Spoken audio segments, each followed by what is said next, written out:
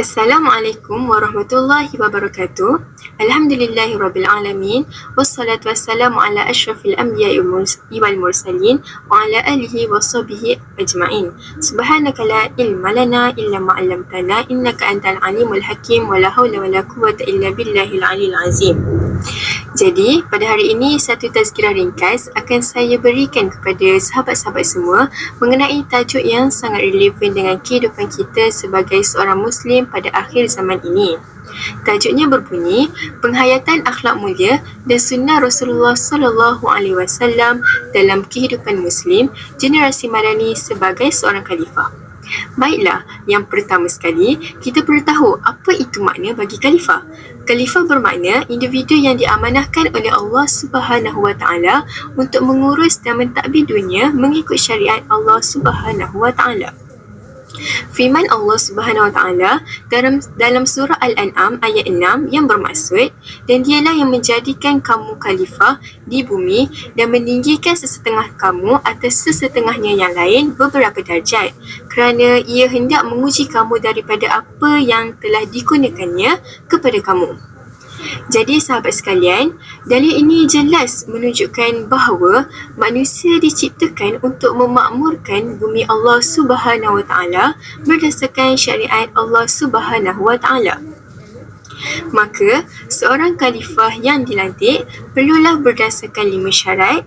Syarat yang pertama, seorang Muslim yang mukmin.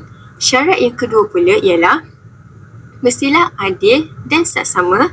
Syarat yang ketiga pula ialah mestilah seorang lelaki. Syarat yang keempat pula ialah mestilah seorang yang berakhlak mulia, dan yang terakhir sekali iaitu syarat yang kelima, berilmu dan berpengetahuan luas. Baiklah sahabat yang dirahmati Allah sekalian, jika kita perhatikan dari kesemua syarat sebentar tadi, ianya meliputi keseluruhan yang ada pada baginda Rasulullah SAW. Jadi pada hari ini kita akan fokuskan kepada syarat yang keempat, iaitu berakhlak mulia. Akhlak menurut Islam ialah sifat yang tertanam dalam jiwa seseorang yang mendorong mereka melakukan sesuatu perbuatan dan perlakuan tanpa memerlukan pertimbangan yang mendalam. Rasulullah SAW sangatlah terkenal dengan akhlak peribadinya yang sangat mulia dan terpuji, iaitu akhlak mahmudah. Antara akhlak mulia baginda Rasulullah SAW yang patut kita contohi sebagai seorang khalifah ialah sifat sabar, jujur, amanah, sidik, pemaaf dan banyak lagi. Akhlak sangatlah penting dalam diri seseorang khalifah kerana ianya akan menjadi cerminan diri pada orang lain. Sebagai umat Islam juga, akhlak yang mulia perlulah ditonjolkan dalam diri masing-masing, kerana akhlak yang mulia akan memelihara keimanan dalam diri seseorang Muslim. Tanpa akhlak, seseorang itu tidak akan dihormati dan tidak disenangi oleh orang sekelilingnya, serta tidak mendapat keredaan Allah Subhanahu Wa Taala.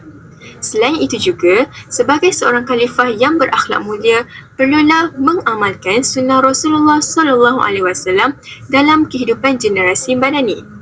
Sunnah bermaksud segala perbuatan baginda SAW sama ada melalui perkataan, perbuatan, takrir atau sifat baginda SAW.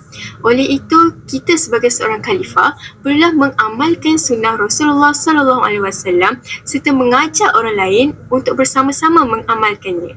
Kita petik satu sunnah sebagai contoh, iaitu sunnah dalam menuntut ilmu. Hal ini selari dengan syarat kelima, iaitu seorang khalifah mestilah berilmu dan berpengetahuan yang luas. Daripada Abu Hurairah radhiyallahu anhu bahawa Nabi SAW bersabda, "Man salaka tariqan yaltamisu fihi ilman, sahalallahu lahu bihi tariqan ilal jannah."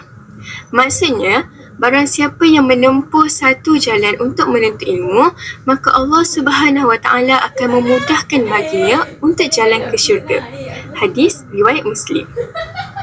Maka sahabat sekalian, berdasarkan ayat hadis ini, pelbagai ganjaran diberi kepada seseorang yang menuntut ilmu. Oleh itu, seseorang khalifah perlulah sentiasa menuntut ilmu agar dapat menyampaikan kepada orang lain sekaligus mendapat keredaan Allah Subhanahu Wa Taala. Sesungguhnya khalifah yang berilmu dan berakhlak mulia merupakan khalifah yang terbaik kerana dapat memberi contoh dan teladan kepada orang lain. Wa akhirul kalam, akhlak mulia dan mengamalkan sunnah dalam kehidupan sangatlah ditekankan dalam Islam. Oleh itu, tidak kira bersama siapa dan di mana jua kita berada, kita perlulah berakhlak mahmudah dan mengamalkan sunnah baginda sallallahu alaihi wasallam agar dapat memberi cerminan kepada semua orang bahawa Islam ini merupakan agama yang sangat mulia. Semoga kita semua berada dalam jagaan Allah Subhanahu Wa Taala daripada terdedah dengan akhlak mazmumah, iaitu akhlak yang tercela. Sampai di sini sahaja tazkirah saya. Apa yang baik itu datang dari Allah Subhanahu Wa Taala dan yang buruk datang daripada diri saya sendiri. Wabillahi taufiq wal hidayah. Wassalamualaikum warahmatullahi wabarakatuh.